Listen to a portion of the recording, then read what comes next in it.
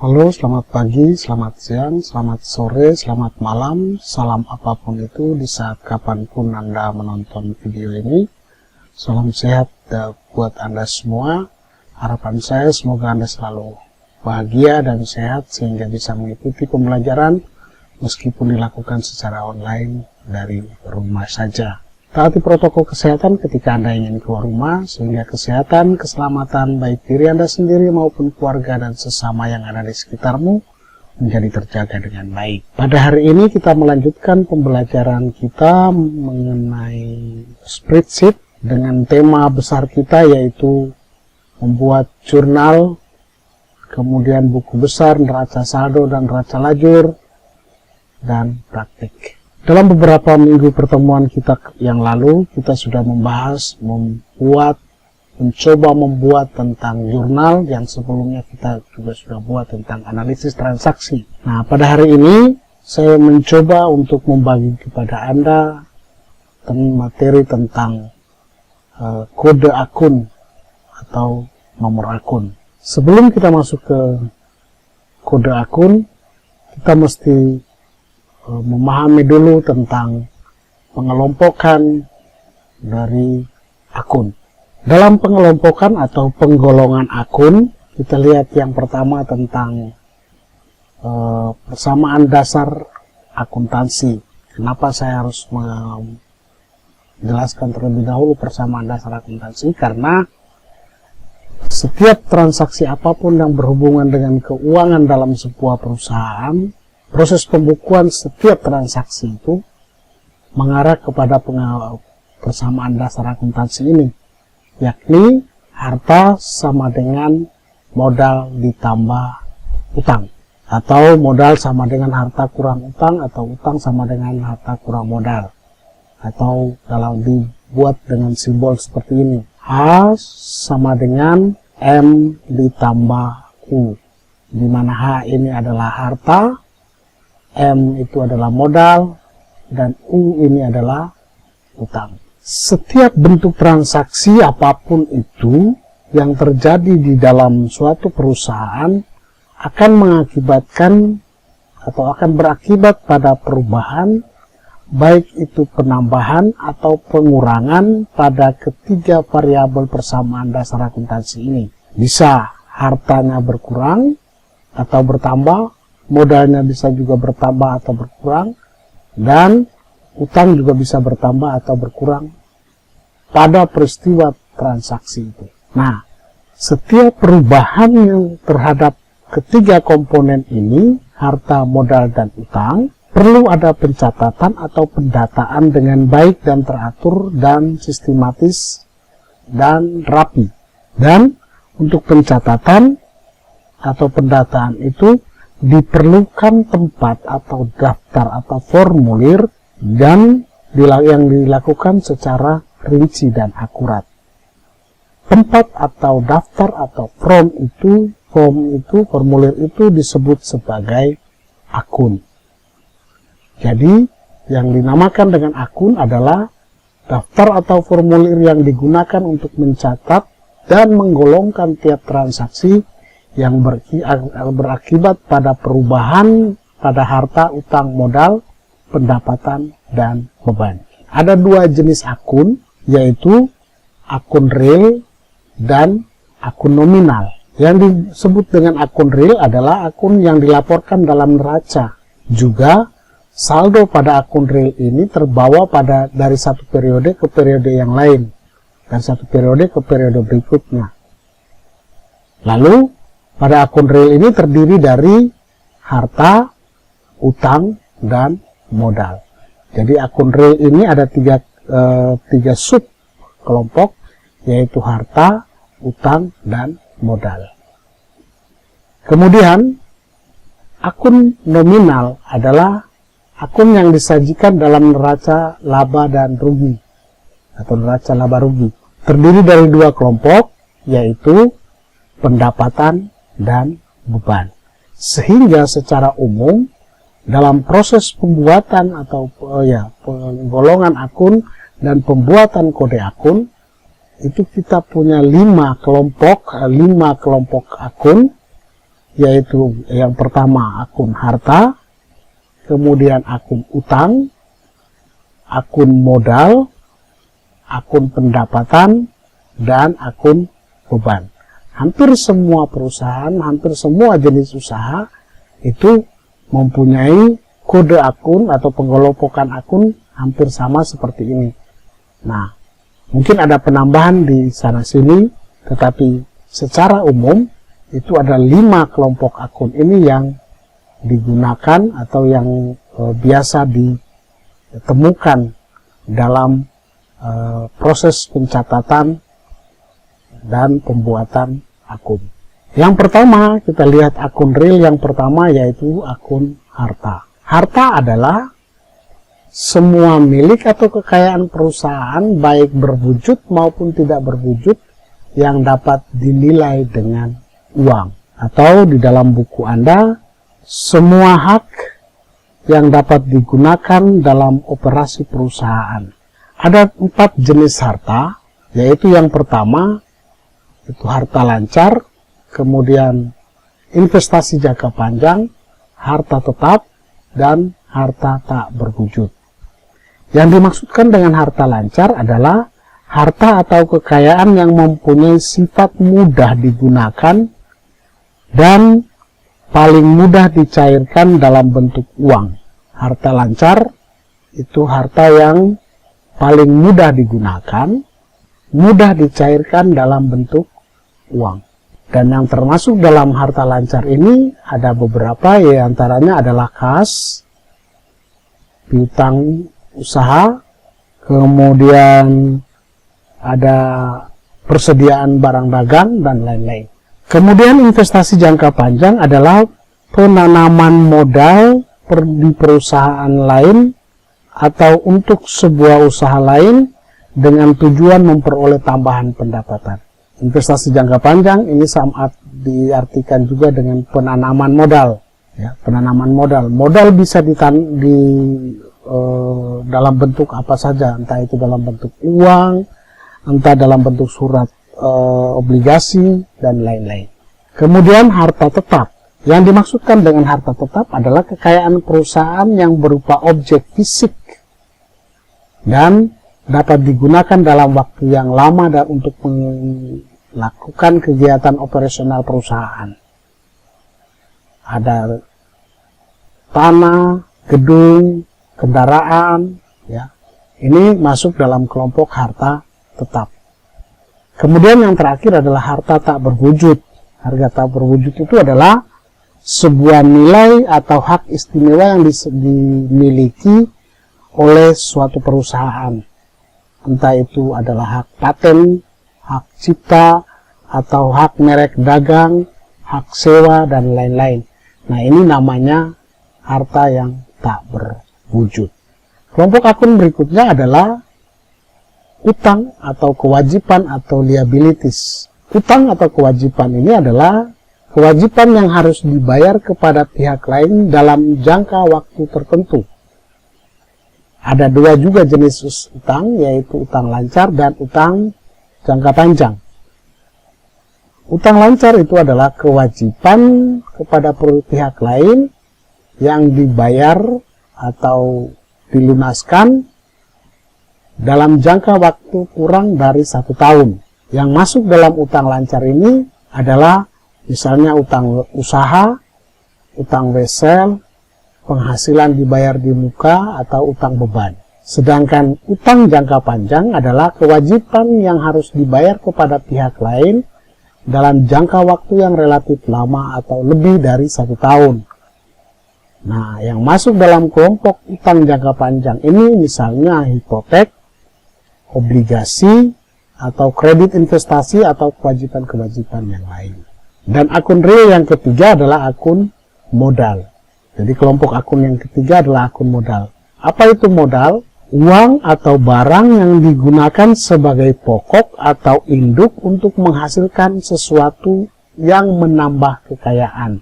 Yang masuk dalam modal ini adalah modal pemilik, prive, laba tahan, atau ikhtiar laba rugi. 4 akun ini yang masuk ke dalam kelompok akun modal. Saya ulangi singkat saja, yang masuk dalam kelompok harta itu golongan apa saja? Golongan harta lancar, investasi jangka panjang, harta tetap, harta tak berwujud. Kemudian yang kedua adalah kelompok utang. Yang masuk dalam kelompok utang ini adalah golongan utang lancar, utang jangka panjang. Kemudian yang kelompok yang ketiga dalam akun real adalah kelompok modal. Yang masuk dalam kelompok modal ini golongan dari kelompok modal ini tidak ada. Yang ada adalah nama akunnya adalah seperti ini. Akun-akun yang masuk dalam modal ini. Yang berikut adalah kita lihat tentang akun nominal. Akun nominal ada dua, yaitu pendapatan dan beban.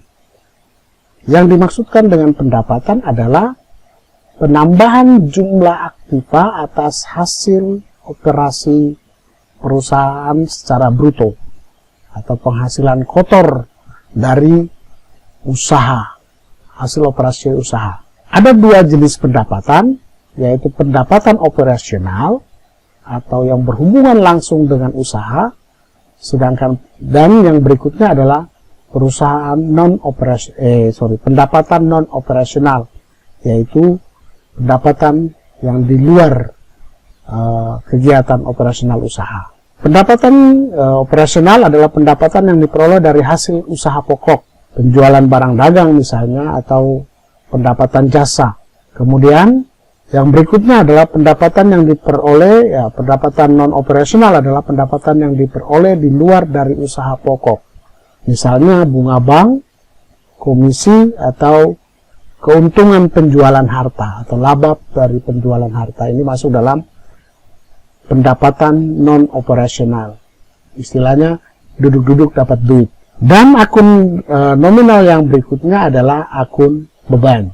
Yang dimaksudkan dengan akun beban adalah pengorbanan yang terjadi dalam rangka memperoleh pendapatan. Kelompok akun beban ini ada dua golongan, yaitu juga golongan operasional atau beban usaha dan golongan non-operasional. Beban operasional itu apa? Beban yang dikeluarkan untuk mendapatkan hasil dari usaha. Beban yang dikeluarkan untuk mendapatkan hasil dari usaha. Maksudnya adalah beban yang dikeluarkan secara langsung untuk mendapatkan hasil usaha. Beban listrik, beban iklan, beban sewa, ya itu masuk dalam beban operasional. Langsung menyentuh kegiatan usaha. Sedangkan beban non operasional itu beban yang dikeluarkan yang tidak ada hubungan langsung dengan usaha. Misalnya apa? Beban administrasi, terus beban administrasi bank, artinya pemotongan biaya tabungan misalnya. Kerugian akibat penjualan harta ini masuk dalam beban non operasional. Nah, setelah kita mengelompokkan akun yang kita dapat, ada 5 kelompok besar akun dan masing-masing akun ada golongan-golongannya. Nah, yang berikut ini kita buat kode akunnya. Ada beberapa poin yang harus diperhatikan dalam membuat kode akun. Nah, saya meringkasnya hanya 3, yaitu yang pertama sederhana dan mudah diingat. Kemudian dalam penggunaan harus konsisten. Jadi jangan kas kali ini kas dalam satu buku, dalam 1 bulan itu kodenya 111, bulan berikutnya 211. Nah, itu tidak boleh dalam pembuatan akun. Bukan tidak boleh, tetapi akan mengganggu kegiatan pencatatan dari periode ke periode. Kemudian akun dibuat sedemikian rupa supaya jika ada penambahan akun yang baru tidak merubah kode akun yang sudah ada. Nah, bagaimana cara membuat kode akun? Ya, Bagaimana caranya membuat kode akun. Nah, kode akun bisa terdiri dari 3 digit, ya, 3 digit angka, bisa juga terdiri dari 4 digit angka. Saya perlu ingatkan kepada Anda bahwa jenis-jenis kode akun itu bisa nanti Anda pelajari di mata pelajaran ekonomi dasar atau pelajaran yang lain, akuntansi dasar misalnya. Tapi kali ini materi saya spreadsheet, saya hanya memberikan tentang kode akun dengan menggunakan angka atau numerik. Nah, bisa terdiri dari 3 digit. Digit yang pertama ini menyatakan kelompok akun, kemudian digit yang kedua ini menyatakan golongan akun, dan digit yang ketiga ini menyatakan urutan atau nomor urut dari akun. Demikian juga kalau yang 4 digit, ya, kalau yang 4 digit itu juga sama. Digit yang pertama ini menyatakan kelompok, kemudian yang kedua itu golongan, 3 dan 4. 3 dan 4 ini nomor urut, ya, nomor urut akun. Artinya apa? Kenapa bisa 4? Karena dimungkinkan dalam perjalanan usaha itu ada penambahan jenis akun, ya, penambahan jenis akun. Jadi disiapkan tempat sehingga pada saat ada penambahan tidak merubah kode akun yang sudah ada. Itu maksudnya, ya. Baik, kita langsung saja mempraktekkan ini. Saya sudah sediakan ke ini. Ingat bahwa tadi kita dalam pengelompokan kita sudah dapat 5 akun. 5 akun yaitu akun harta, utang, modal. Kemudian ada akun pendapatan dan beban. Nah, masing-masing akun ada golongan akun. Yakni ini, akun harta, ada harta lancar dan harta tetap. Untuk harta tidak berwujud dan investasi jangka panjang, saya tidak masukkan di sini. Kalau jika Anda mau masukkan silakan, tapi saya dalam contoh pembuatan ini saya tidak masukkan. Kemudian kelompok utang ada 2 golongan juga, yaitu utang lancar dan utang jangka panjang. Kemudian modal, tidak ada golongan modal di sini, yang ada hanya jenis-jenis akunnya. Nah, yang ini adalah jenis akun. Nah, mari kita buat nomornya. Nah, kelompok harta, karena ini mendapat urutan yang pertama, maka kita buat jadi nomor 1. Kelompok harta kita kelompokkan nomor 1. Di kelompok harta ada 2 golongan, yaitu golongan lancar dan golongan harta tetap. Jadi ingat bahwa kalau misalnya ada 4 digit, itu digit pertama itu kelompok, ya, digit pertama kelompok, digit kedua golongan, dan digit ketiga dan keempat ini adalah nomor urut. Nah, maka kita bisa buat. Jadi jenis akun dalam harta lancar, itu ada kas, ini ada piutang, kemudian perlengkapan kantor, kemudian beban dibayar di muka, dan kendaraan. Lagi-lagi ini hanya contoh, jadi jangan sampai Anda buat ini jadi patokan. Seperti yang saya katakan beberapa saat yang lalu bahwa tidak ada patokan dasar urutan akun ini harus dimulai dari mana. Hanya bahwa yang pertama kali muncul biasanya ditulis dengan urutan nomor 1. Oke, kita lanjut. Jadi nomor akun dari kas adalah kita ambil dari kelompok harta, itu adalah 1. Kemudian golongannya adalah harta lancar 1. Karena kas ini nomor urutnya pertama, maka kita buat 01. Jadi nomor akun dari kas adalah 1101. Bagaimana dengan piutang usaha? Nah, piutang usaha masuk di kelompok harta. Kemudian masuk dalam golongan harta lancar. Nah, munculnya yang kedua, jadi kita kasih urutan nomor 02. Perlengkapan kantor 1103. Beban dibayar di muka 1104. Kendaraan 1105.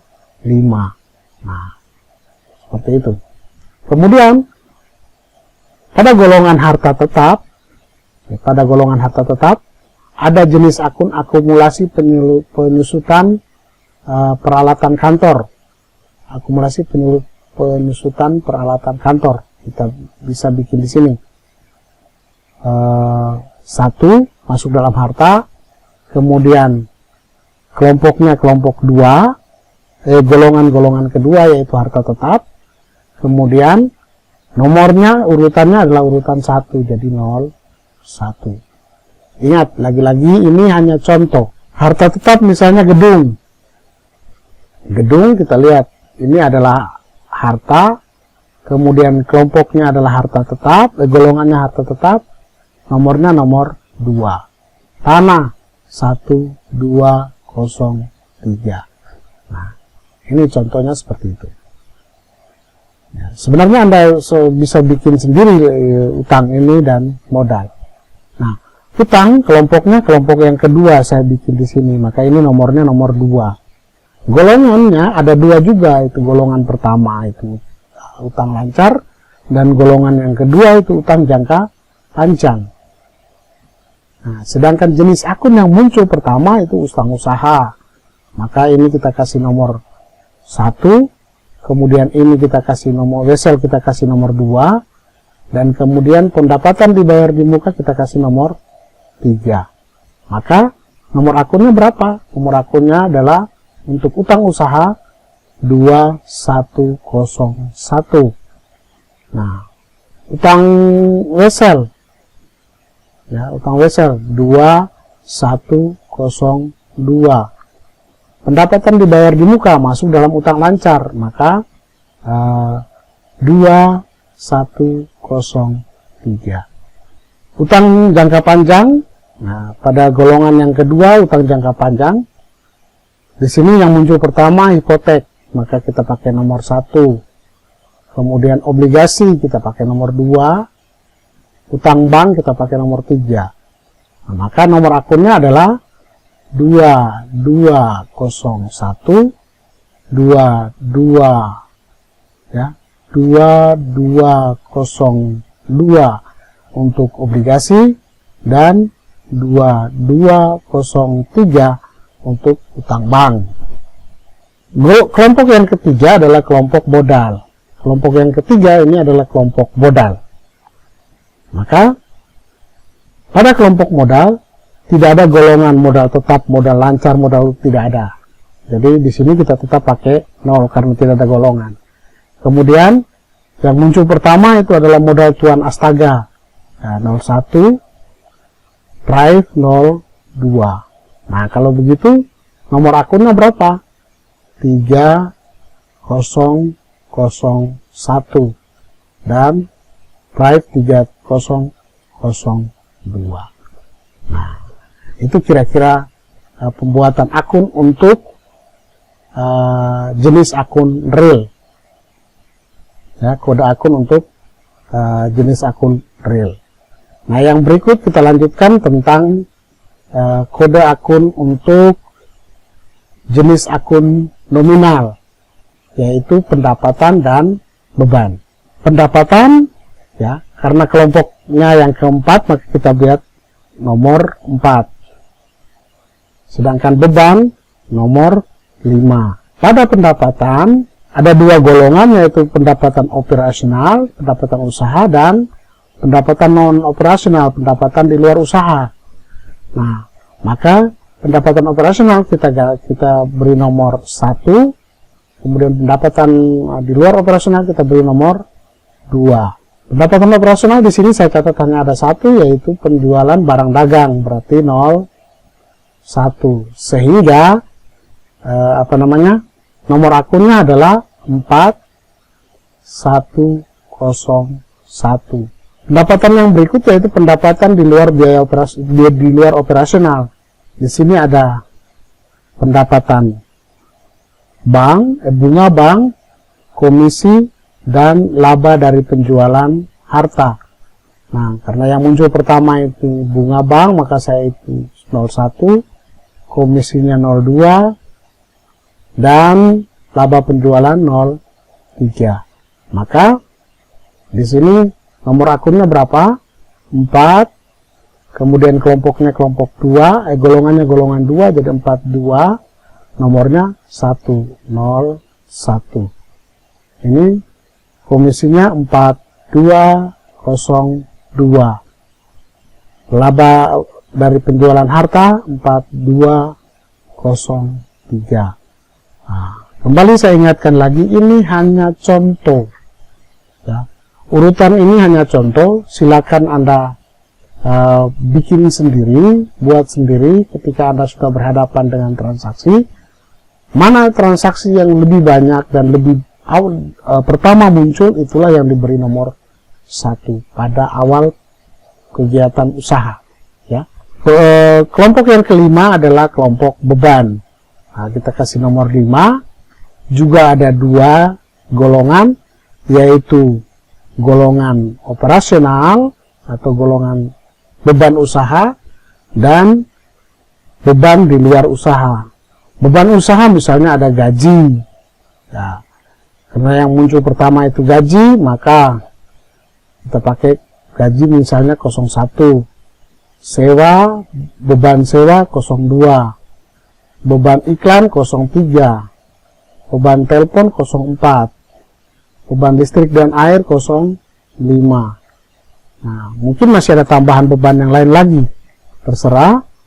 Nah, maka nomor akun untuk beban gaji adalah 5, itu adalah harta beban, kemudian 1 beban operasional, kemudian 01 itu adalah urutannya. Nah, beban sewa bagaimana? Beban 5, beban sewa itu 1,